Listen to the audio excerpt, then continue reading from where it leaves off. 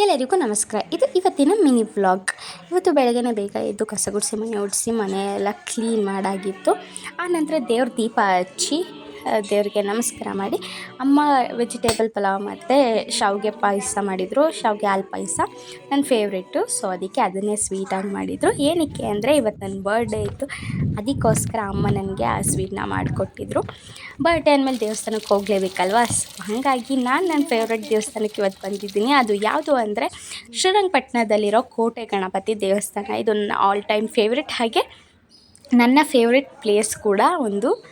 ಬಂದು ನಾನು ಮತ್ತು ನನ್ನ ಅಕ್ಕನ ಮಗ ಇಬ್ಬರೂ ಬಂದು ಪೂಜೆ ಮಾಡ್ಕೊತಾ ಇದ್ದೀವಿ. ಇಲ್ಲಿ ಯಾರೂ ಪೂಜಾರಿ ಇರೋಲ್ಲ, ಹೇಳಿದ್ರೆ ಪೂಜೆ ಮಾಡಿಸ್ತಾರೆ, ಇಲ್ಲಾಂದ್ರೆ ಇಲ್ಲ, ನಮಗೆ ನಾವೇ ಪೂಜೆ ಮಾಡ್ಕೊಂಡು ಹೋಗ್ಬೋದು.